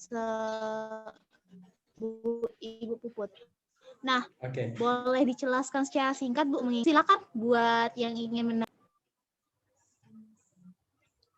Putus-putus suaranya. Ya, oke. Iya. Siapa? Yuk, monggo Kak. Bun. Oke. Monggo Kak, gantian. Ya, ini sebenarnya dari awal pandemi ini sudah banyak dibicarakan bahwa wah, kalau seperti ini bahkan ada bahasa sarkasme yang lebih kejam bahwa guru ini makan gaji buta. Oh, benar. Pandemi ini menyebabkan guru makan gaji buta. Wah, itu bahasa yang sangat kejam kalau bahasanya. Justru pandemi ini sebenarnya pekerjaan guru jauh lebih repot. Jauh lebih repot dengan tidak pandemi. Kalau di lapangan yang kami rasakan sebagai guru, ini pandemi ini jauh lebih repot. Karena kenapa? Karena kenapa? Banyak. Administrasinya jauh lebih ribet akan kami siapkan dan lain sebagainya. Yang jelas seperti ini. Pandemi ini bahwa dunia pendidikan di jenjang SD, SMP, SMA itu mungkin agak berbeda. Mohon maaf kalau saya salah dengan pendidikan di jenjang universitas. Kalau di universitas itu kan prinsipnya hanya kalau bahasa kitanya mengajar. Maka di dunia pendidikan dari jenjang sekolah dasar sampai sekolah atas itu bahwa dia tidak hanya mengajar, makanya disebut dia pendidikan. Jadi dia ada unsur mengajar dan unsur pendidikan. Betul, kalau di era pandemi ini mungkin unsur mengajarnya terpenuhi karena siswa bisa cari sendiri bahkan. Apalagi ya dengan kita ilmu yang sifatnya literasi, anak bisa baca sendiri dan memahami sendiri. Tapi ada hal yang mungkin yang tidak bisa didapat oleh anak. Apa itu? Ialah pendidikan. Nah, pendidikan itu adalah membangun karakter dan lain sebagainya. Dan itu tetap butuh peran guru. Tidak bisa membangun karakter itu dengan Google. Tidak bisa membangun karakter itu dengan teknologi. Membangun karakter itu adalah dengan kedekatan emosional, dengan kalau bahasa di awal saya tadi dengan sentuhan, itu yang mungkin tidak akan bisa. Sepintar apapun Google, sepintar apapun aplikasi apapun itu tidak akan mungkin bisa. Maka kalau ada yang menyebutkan bahwa peran guru hilang, justru peran guru semakin dibutuhkan di era pandemi. Kalau orang tuanya itu mau membuka diri, kalau apalagi kalau siswa itu sudah pernah belajar luring, tiba-tiba daring, dia akan merasa kehilangan sosok guru. Benar. Dia akan merasa kehilangan. Saya beberapa kali di WA pribadi sama siswa, kapanlah Pak, yo pandemi ini sudah, kami hendaknya dengar suara Bapak belajar. Kenapa? Beda suara kita pada saat belajar daring dengan suara kita saat tatapan mata itu sudah sentuhan terhadap siswa, tatapan mata. Dengan kita, ayo coba kamu bisa, itu sudah sentuhan dengan siswa. Dan itu nilai-nilai karakter pendidikan yang mungkin tidak bisa didapat di era pandemi.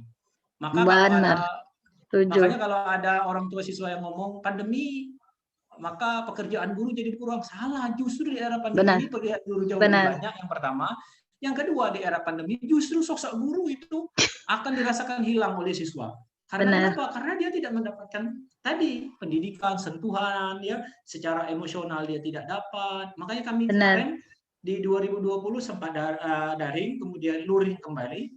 Pada saat luring itu luar biasa antusiasme siswa itu. Wah, Pak, belajar gitu Pak, belajar gitu Pak. Kenapa? Itu mungkin yang mereka tidak dapat selama daring. Nah, itu pengalaman ya, pengalaman kita. Maka ya walaupun kalau dalam bahasa-bahasa siswa itu ada yang, makanya itu bagi rekan-rekan mahasiswa sekalian, kalau kalian nanti setelah tamat ini menjadi guru, ya, maka jadilah guru dan belajar itu sesuatu yang menyenangkan. Maka kalau itu sudah menyenangkan, kita itu dinanti loh oleh siswa. Ibu Firda, Ibu Putri sini ya, namanya ini kita akan dinanti. Tapi kalau kita tidak bisa membangun suasana belajar itu jauh lebih enak, maka kita tidak akan dinanti. Maka berdoa sih, mudah-mudahan sama Bapak ini daring lagi. Nanti kita tidak dinanti, maka ya itu. Makanya salah satu itu kemampuan-kemampuan itu termasuk soft skill itu akan menunjang kalian menjadi guru yang dinanti oleh siswa. Dinanti itu enak loh. Ya, wah, kapan pelajaran Bapak ini? Karena terus terang saja, kalau kalian terjun belajar sejarah, sudah stigma yang ada di otak siswa itu, sejarah itu membosankan. Iya. Udah pasti. Apalagi kalau sudah ngajar di atas sholat zuhur, itu sudah itu. Kalau kita nggak pinter dengan siswanya tidur. Ya, benar. Tidur siswa. Membosankan. Benar. Belajar sejarah itu apa? Sebutkan kata pertama kalau kalian ngomong belajar sejarah. Pasti semua siswa menyebutkan bosan. Bagaimana Bosan. kita menghilangkan kata bosan itu menjadi menyenangkan? Nah, itu Benar, sebuah benar. tantangan luar Benar. biasa. Hampir setiap Kalian, skripsi iya, kayak nanti gitu. itu kalian akan ketemu sendiri caranya setelah Bosan. kalian melalui pengalaman-pengalaman yang banyak. Nanti kalian akan Benar, dapat. benar. Ya, Benar, kan? benar. Setelah lama mengajar, kalian akan dapat trik bagaimana agar belajar sejarah itu menyenangkan. Ya, baik dari cara kita berbicara. Berbicara itu juga mampu menarik simpati siswa. Benar, benar. Ya, maka Gestur. kalian harus mampu berbicara itu yang kira-kira apa ya? Kalau bahasanya dulu, kalau Soekarno itu orator. Oh iya. Soekarno itu kalau berbicara tidak ada satupun orang yang tidak mau mendengarkan. Benar. Langsung Bagaimana oleh. kalian menjadi orang kalau kita berbicara di depan kelas, kita itu didengarkan oleh siswa. Makanya tadi kita dibahas kayak salah satu skillnya. Benar. Iya. Soft Makanya skill ya, tadi, skill Iya. public speaking ya. Iya. Maka yang berbicara bahwa guru tidak ada pekerjaan selama pandemi itu enggak, mungkin salah orang tua siswa yang tidak mengerti mungkin ya, yang tidak mengerti, yang Iya. butuh dijelaskan bahwa mungkin dia hanya sama anaknya, jangan-jangan anaknya rindu dengan siswa, dengan gurunya Iya. sendiri. Oke? Benar, Itu benar. jawaban dari saya. Setuju. Setuju. Oke, terima kasih buat Kak Sutrisno yang telah memberikan perspektifnya mengenai pertanyaan yang sudah diajukan tadi. Mungkin ada tambahan dari Ibu Putri? Kayaknya nggak jauh beda lah. Kayak jauh beda sih. Kalau mau nambahin sih ya ini paling pembelajaran bermakna itu yang kayak Pak Sutris bilang ya, itu tadi ya, masih susah untuk dicari bagaimana untuk menumbuhkan rasa bahwa siswa bisa tersentuh belajar sejarah. Itu pandemi ini membuktikan, setuju saya bahwasannya guru itu capek banget pakai banget, Mbak. Kayak Pak Sutris bilang, kalau ada orang tua ngomong guru makan gaji buta, kayaknya ada lagi Kak Sutris, kalau ada pernyataan orang tua siswa kayak gini, ternyata capek ya jadi guru. Ada itu. Ada orang tua siswa itu. Ternyata capek ya jadi guru, karena dia capek ngajar anaknya di rumah. Salah satu pekerjaan yang tidak akan hilang di muka bumi, guru, kayaknya. Iya. Karena kan beberapa pekerjaan kan sudah hilang di muka bumi. Konon diprediksi teller segala macam kan ya, postman segala macam, beberapa pekerjaan yang diprediksi para ahli itu kan akan hilang di muka bumi ini, tergantikan oleh robot dan segala macam. Tapi kalau guru itu nggak akan hilang, salah satu kerjaan yang nggak akan hilang di muka bumi. Jadi ya sama sih pendapatnya sama kayak Kak Sutrisno. Ya, ada yang lain? Silakan. Oke, terima kasih buat Bu Putri dan Pak Sutrisno yang telah menemani diskusi mengenai pendidikan di masa COVID-19 ini. Nah, dengan dari Kak Nadia tadi, mungkin bincang bersama alumni pada kali ini. Ingat waktu? Ya. Sudah menunjukkan pukul 16.10 dan kita semua belum melaksanakan sholat zuhur asar. Ya. Rekan-rekan, teman-teman sekalian,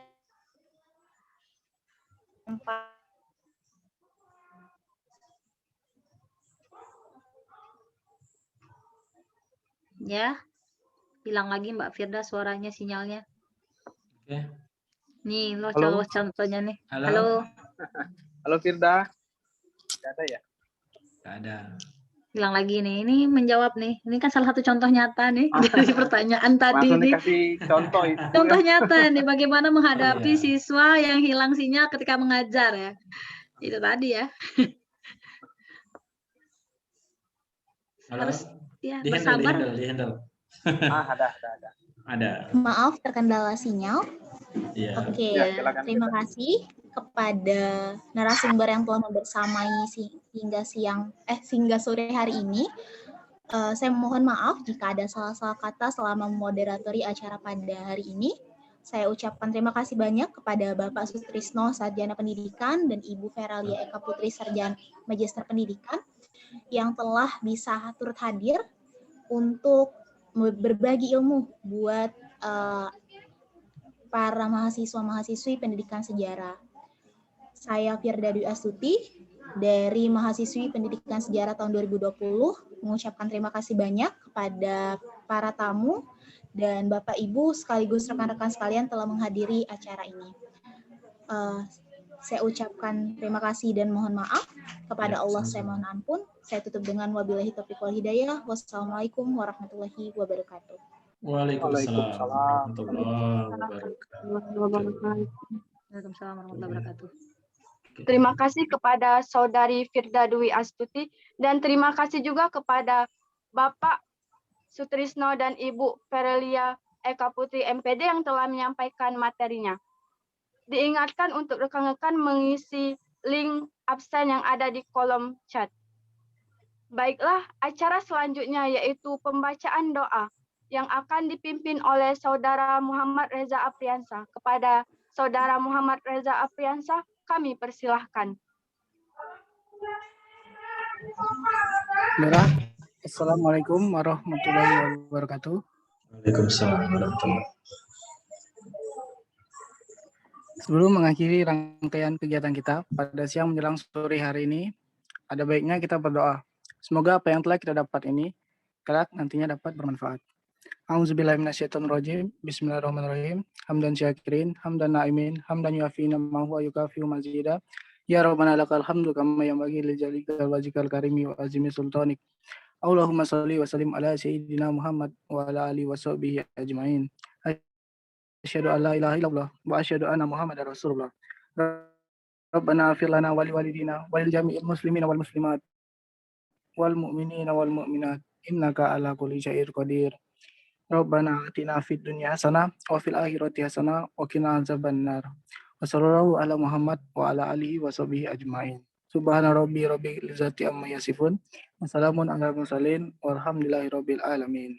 Amin amin amin ya rabbal alamin. Terima kasih kepada Saudara Reza yang telah memimpin doa. Baiklah, acara selanjutnya yaitu penyerahan sertifikat secara simbolis. Yang pertama untuk Bapak Sutrisno SPD dan yang kedua untuk Ibu Ferelia Eka Putri MPD. Dipersilakan kepada operator untuk screen.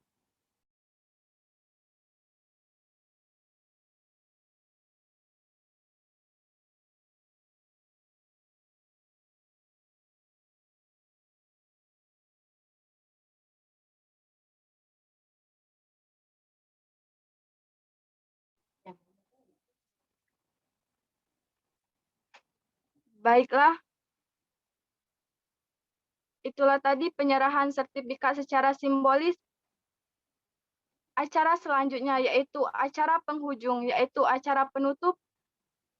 Marilah kita sama-sama tutup acara kita pada siang menjelang sore hari ini dengan melafazkan lafaz hamdalah.